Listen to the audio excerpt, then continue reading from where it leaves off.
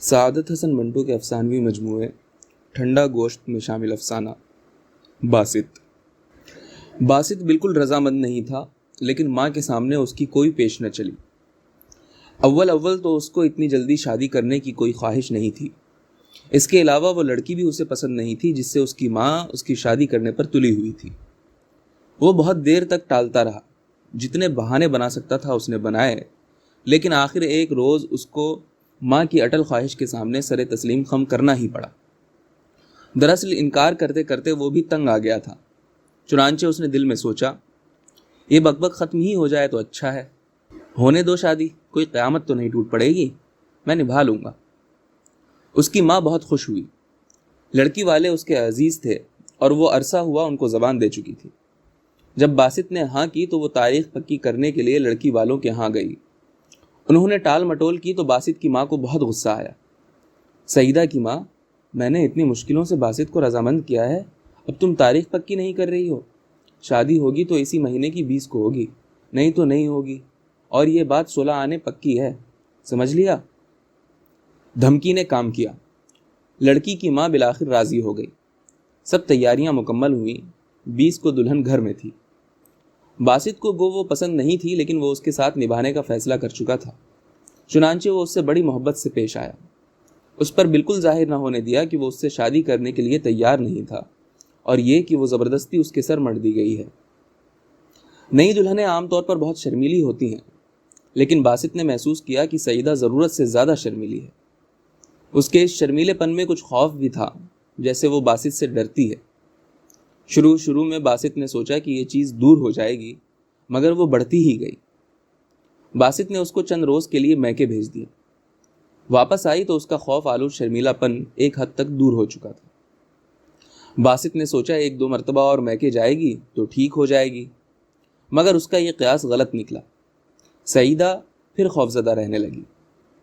باسط نے ایک روز اس سے پوچھا، سعیدہ تم ڈری ڈری کیوں رہتی ہو؟ سعیدہ یہ سن کر چونکی۔ نہیں تو باسط نے اس سے بڑے پیار بھرے لہجے میں کہا، آخر بات کیا ہے؟ خدا کی قسم مجھے بڑی الجھن ہوتی ہے، کس بات کا ڈر ہے تمہیں؟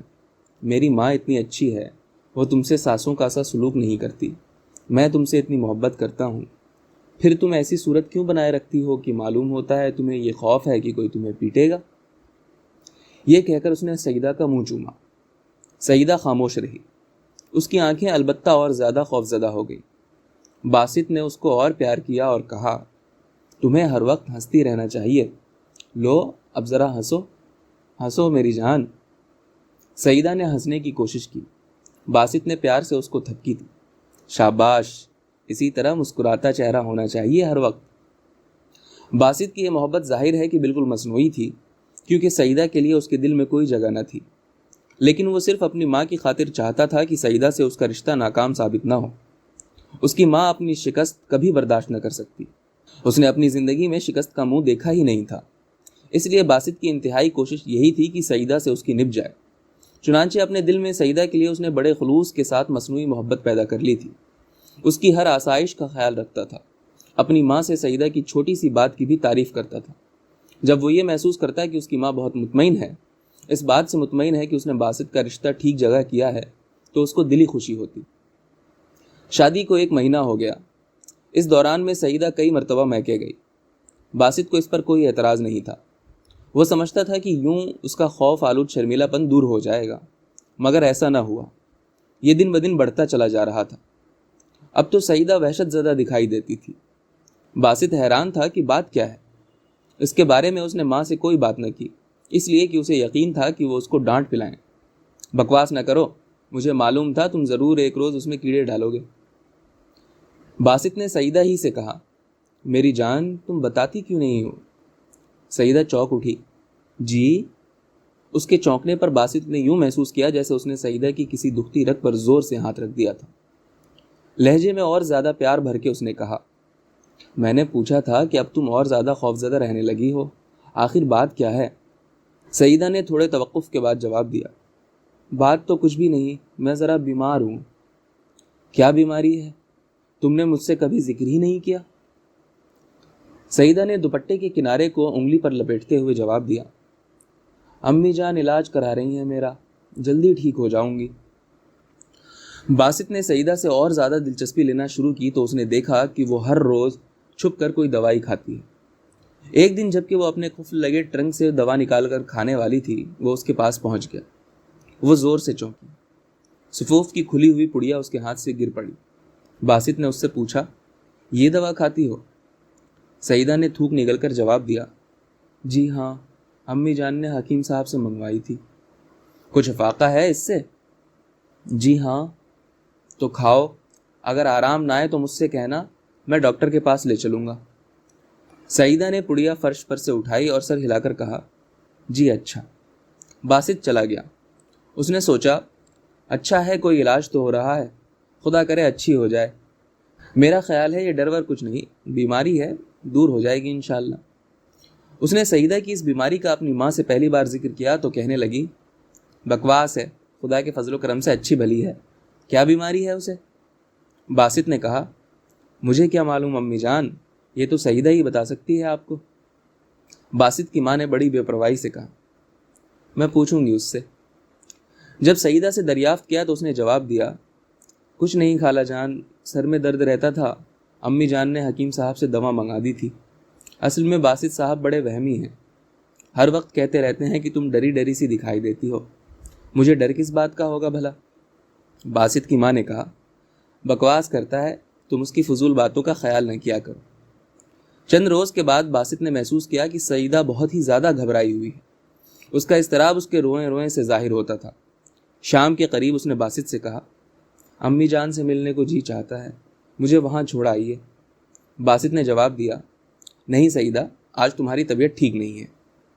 سعیدہ نے اصرار کیا، آپ مجھے وہاں چھوڑ آئیے، ٹھیک ہو جاؤں گی۔ باسط نے انکار کر دیا، وہاں طبیعت ٹھیک ہو سکتی ہے تو یہاں بھی ٹھیک ہو سکتی ہے، جاؤ آرام سے لیٹ جاؤ۔ باسط کی ماں آ گئی۔ باسط نے اس سے کہا، دیکھیے سعیدہ ضد کر رہی ہے، طبیعت اس کی ٹھیک نہیں، کہتی ہے مجھے امی جان کے پاس لے چلو۔ باسط کی ماں نے بڑی بے پرواہی سے کہا، کل چلی جانا سعیدہ۔ سعیدہ نے اور کچھ نہ کہا، خاموش ہو کر باہر صحن میں چلی گئی۔ تھوڑی دیر کے بعد باسط باہر نکلا۔ سعیدہ صحن میں نہیں تھی۔ اس نے ادھر ادھر تلاش کیا مگر وہ نہ ملی۔ باسط نے سوچا اوپر کوٹھے پر ہوگی۔ اوپر گیا تو غسل خانے کا دروازہ بند تھا۔ کھٹکھٹا کر اس نے آواز دی، سعیدہ؟ کوئی جواب نہ ملا تو پھر پکارا، سعیدہ؟ اندر سے بڑی نحیف آواز آئی، جی۔ باسط نے پوچھا، کیا کر رہی ہو؟ اور زیادہ نحیف آواز آئی، نہا رہی ہوں۔ باسط نیچے آ گیا۔ سعیدہ کے بارے میں سوچتا سوچتا باہر گلی میں نکلا۔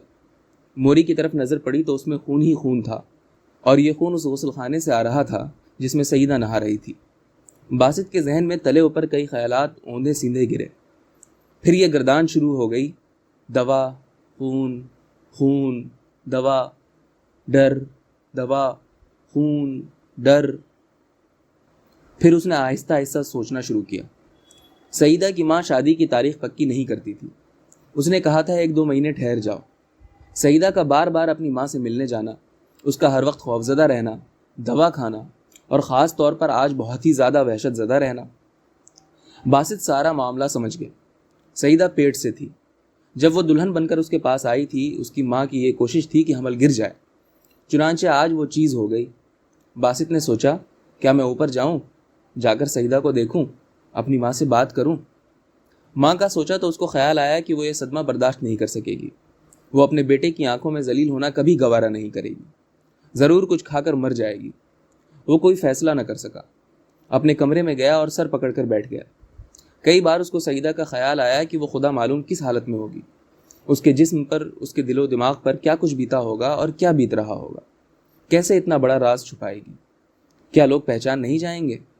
جوں وہ سعیدہ کے بارے میں سوچتا، اس کے دل میں ہمدردی کا جذبہ بڑھتا جاتا۔ اس کو سعیدہ پر ترس آنے لگا۔ بیچاری معلوم نہیں بے ہوش پڑی ہے یا ہوش میں ہے۔ ہوش میں بھی اس پر جانے کیا گزر رہی ہوگی، کیا وہ نیچے آ سکے گی؟ تھوڑی دیر کے بعد وہ اٹھ کر صحن میں گیا تو سعیدہ نیچے آئی۔ اس کا رنگ بے حد زرد تھا، اتنا زرد کہ وہ بالکل مردہ معلوم ہوتی تھی۔ اس سے بمشکل چلا جاتا تھا۔ ٹانگیں لڑکھڑا رہی تھی۔ کمر میں جیسے جان ہی نہیں تھی۔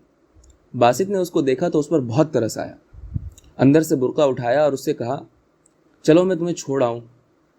سعیدہ نے بہت ہمت سے کام لیا، باسط کے ساتھ چل کر باہر سڑک تک گئی۔ باسط نے ٹانگا لیا اور اس کو اس کی ماں کے پاس چھوڑ آیا۔ ماں نے اس سے پوچھا، سعیدہ کہاں ہے؟ باسط نے جواب دیا، ضد کرتی تھی، میں اسے چھوڑ آیا ہوں۔ باسط کی ماں نے اس کو ڈانٹا، بکواس کرتے ہو، ضد کرنے دی ہوتی، تم اسی طرح اس کی عادتیں خراب کرو گے اور پھر مجھ سے کہو گے کہ میں نے غلط جگہ تمہارا رشتہ کیا تھا۔ باسط نے کہا، نہیں امی جان، سعیدہ بڑی اچھی لڑکی ہے۔ اس کی ماں مسکرائیں، میں نے تم سے کہا نہیں تھا کہ وہ بہت نیک لڑکی ہے، تم اسے ضرور پسند کرو گے۔ پھر تھوڑی دیر چھالیاں کاٹنے کے بعد ایک دم باسط سے مخاطب ہوئی، اور ہاں باسط، یہ اوپر غسل خانے میں خون کیسا تھا؟ باسط سٹپٹا گیا، وہ کچھ نہیں امی جان، میری نکسیر پھوٹی تھی۔ ماں نے بڑے غصے کے ساتھ کہا، کمبخت، گرم چیزیں نہ کھایا کرو، جب دیکھو جیبیں مونگ پھلی سے بھری ہیں۔ باسط کچھ دیر اپنی ماں کے ساتھ باتیں کرتا رہا۔ وہ اٹھ کر کہیں گئی تو باسط اوپر غسل خانے میں گیا، پانی ڈال کر اس کو اچھی طرح صاف کیا۔ اس کے دل کو اس بات کا بڑا اطمینان تھا کہ اس نے اپنی ماں سے سعیدہ کے متعلق کوئی بات نہیں کی، اور نہ اس نے سعیدہ پر یہ ظاہر ہونے دیا کہ وہ اس کا راز جانتا ہے۔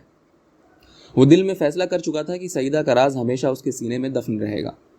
وہ کافی تکلیف اٹھا چکی تھی۔ باسط کے خیال کے مطابق اس کو اپنے کیے کی سزا مل چکی تھی، مزید سزا دینے کا کوئی فائدہ نہیں تھا۔ خدا کرے وہ جلد تندرست ہو جائے، اب اس کے چہرے پر وہ الجھن پیدا کرنے والا خوف نہیں رہے گا۔ وہ یہ سوچ ہی رہا تھا کہ نیچے سے اس کی ماں کی چیخ کی آواز آئی۔ باسط لوٹا رکھ کر دوڑا نیچے گیا، سب کمرے دیکھے، ڈیوڑی میں گیا تو اس کی ماں فرش پر اوندھی پڑی تھی، مردہ۔ اس کے سامنے کوڑے والے لکڑی کے بکس میں ایک چھوٹا، بہت ہی چھوٹا سا نامکمل بچہ کپڑے میں لپٹا پڑا تھا۔ باسط کو بے حد صدمہ ہوا۔ اس نے پہلے اس بچے کو اٹھایا، کپڑے میں اچھی طرح لپیٹا اور اندر جا کر بوٹ کے خالی ڈبے میں بند کر دیا۔ پھر ماں کو اٹھا کر اندر چارپائی پر لٹایا اور اس کے سرہانے بیٹھ کر دیر تک روتا رہا۔ سعیدہ کو اطلاع پہنچی تو اس کو اپنی ماں کے ساتھ آنا پڑا۔ وہ اسی طرح زرد تھی، پہلے سے زیادہ نڈھال۔ باسط کو بہت ترس آیا۔ اس سے کہا، سعیدہ، جو اللہ کو منظور تھا ہو گیا، تمہاری طبیعت ٹھیک نہیں، رونا بند کرو اور جاؤ اندر لیٹ جاؤ۔ اندر جانے کے بجائے سعیدہ ڈیوری میں گئی۔ جب واپس آئی تو اس کا چہرہ ہلدی کی طرح زرد تھا۔ باسط خاموش رہا۔ سعیدہ نے اس کی طرف دیکھا، اس کی آنکھوں میں آنسو تھے۔ یہ آنسو صاف بتا رہے تھے کہ وہ باسط کا شکریہ ادا کر رہی۔ باسط نے اس سے بڑے پیار سے کہا، زیادہ رونا اچھا نہیں سعیدہ، جو خدا کو منظور تھا ہو گیا۔ دوسرے روز اس نے بچے کو نہر کے کنارے گڑھا کھود کر دفنا دیا۔